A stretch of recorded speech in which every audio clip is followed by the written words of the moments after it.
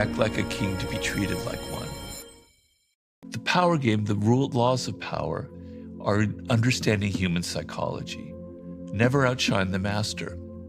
You're creating the appearance that you respect the master, that they are better than you, that you are going to obey them, you're going to follow them. You're playing that game. Always say less than necessary. You're wearing the mask of somebody powerful who learns to control their tongue and control their behavior.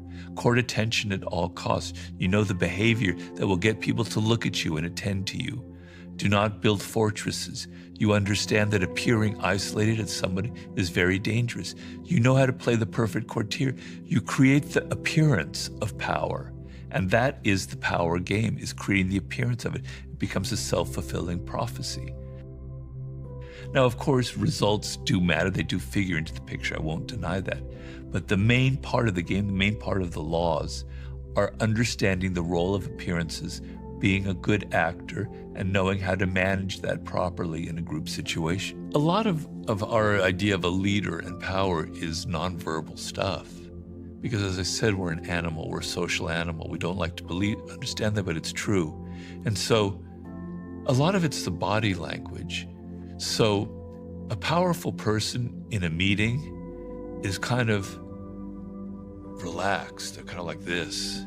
They could put their bodies anywhere, right? Some other person is like all tight and nervous and aware.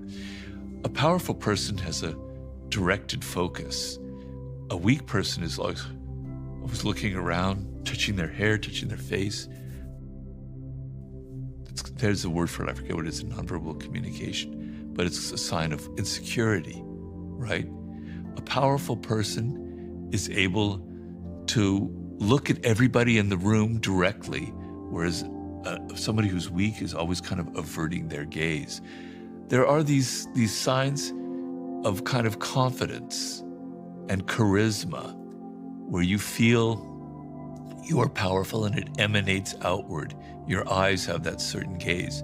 It's unfortunate because for women, it's a little bit harder to play that game because some of the things that read as powerful for men, for women should read as powerful, but often read as she's mean, she's a bitch, right? So women have a harder time in playing this game of appearances because they're judged so much on their looks and not about these other things.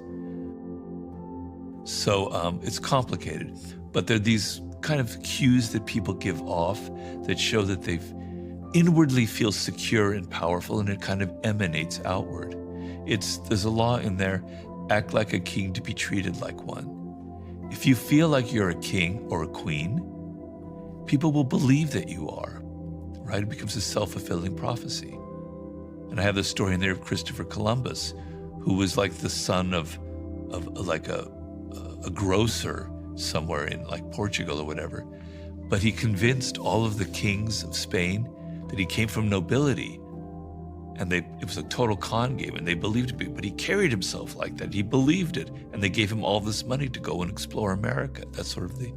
So if it's all just make-believe, if it's all just hype, if it's all just appearance and optics, you won't get very far because you have to end up producing. And some of the laws are about that. It's not all about that. So plan all the way to the end is about like getting the results that you want by planning all the way to the end, you know? So it's not just faking it.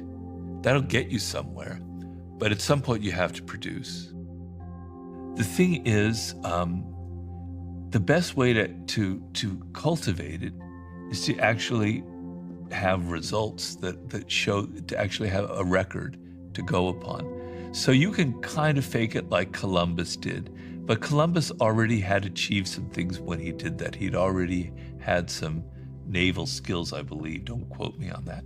But it's good to have some things to hang your hat on that will help give you that confidence, so it's not completely faked. But William James, the great American psychologist, talked about as-if strategies. And it's a very important concept in psychology from the early 20th century.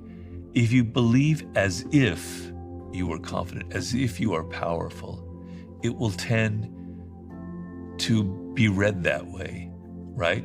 And so, like, he had the analogy, if you smile, even though you don't feel like smiling, you'll end up kind of maybe feeling kind of happy. So the physical action will create the psychological action, was his belief, because he was very much a believer in the body, I think starting from the body.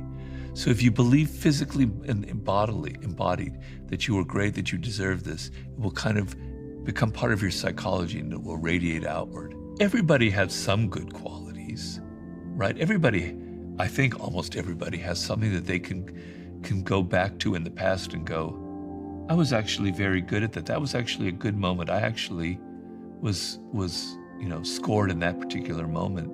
And you can think about that. I mean, actors do that all the time in movies. When they want to express an emotion, they go back into their past. Like they have to express sadness, they go back and they think about their father or mother who died, and they call that emotion up. You can call that emotion up of when you did something actually really great. You might have only been in high school when you were on the sports team and you threw the touchdown or something. Okay, think about that and it'll come back to you. Everybody has something that they can be confident about, I hope. If you're feeling timid, if you're feeling that you're not confident in something, you will start a project and it will fail because you feel that way, because you don't enter into it with the right energy. So if you take something and you do something boldly, everybody loves the bold, everybody admires it. Even if it's stupid, even if it fails, it will gain you that kind of attention. And so, let's say you're thinking about starting a business.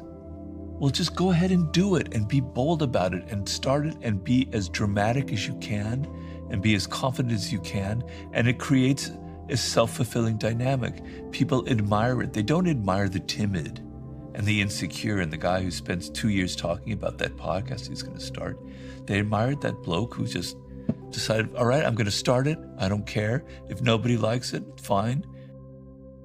I remember this guy who interviewed me once. He had a magazine called Bad Ideas, and it was a really successful magazine in like the early 2000s. And I said, where'd you get that idea? And he said, my mother told me that to start that magazine was a really bad idea, right? So I thought I'd put the title there, and that would be the title of it. And I just went ahead and started it. And it was very successful because it was a great like marketing gimmick, and it also worked, and it was actually full of bad ideas of the thing, but in a very interesting way. So being bold, being different.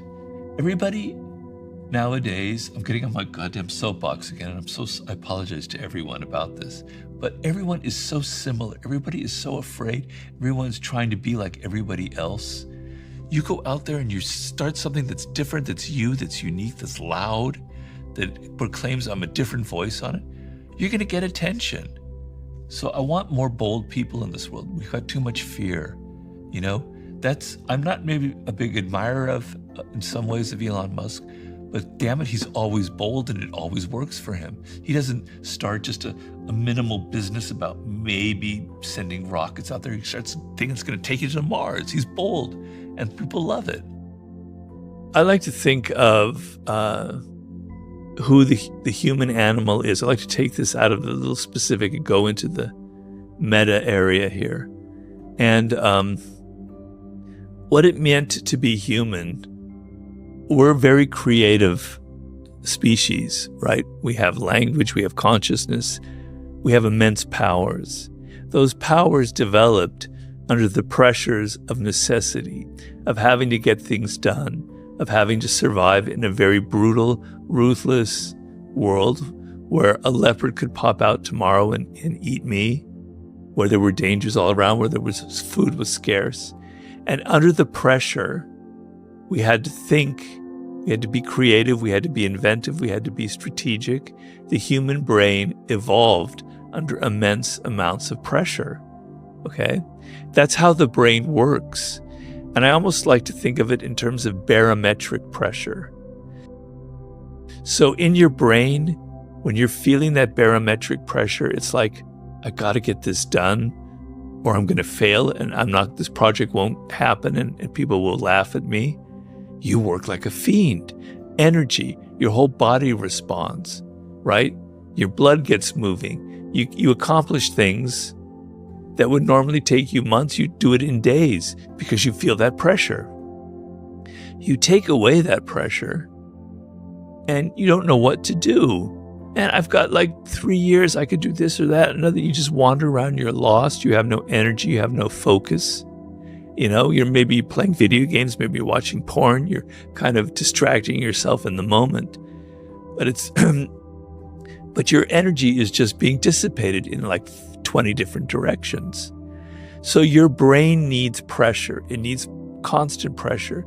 And stress and pressure is not a bad thing. We have this thing where we feel like stress is bad. It's bad for you. Bad. You need to relax, man. You need to chill. Stress will kill you. No, being bored will kill you. Not having anything to do will kill you is much more dangerous than stress. Yes, you can work too hard.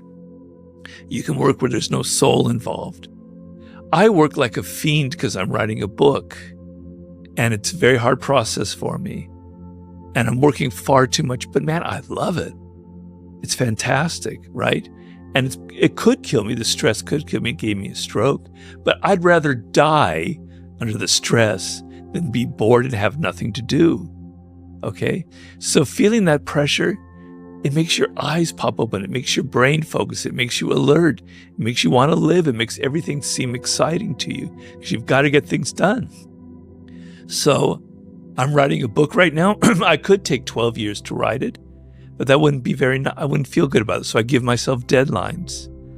I gave myself a deadline of finishing this chapter by July 31st. Here it's August 10th. I haven't finished it, but now I'm working double hard to try and finish it in time, because if I didn't have a deadline, I would take forever. So create pressure for yourself is a good thing. I gave a talk recently in which I talked about Thomas Edison, the great inventor. And Thomas Edison was a young man. He's in his early 30s. He'd invented the phonograph and a new wave for the telegraph, but he hadn't really had any major inventions. He had started Menlo Park, his industrial park for doing research. We're talking about the 1870s, I believe. But he did something very interesting and very strange. I don't know how conscious it was, but he gave an interview with a newspaper. And he said, I've been working on creating the incandescent light bulb. Now, before that, there was the arc light, which was a light that was really powerful. It used far too much energy. You couldn't use it in the house. The way houses were lit was with gaslight. Gaslight was dangerous. It was explosive. And the companies in America that had a monopoly on it. So the prices, it was very corrupt business. So he goes, I'm working on the incandescent light bulb.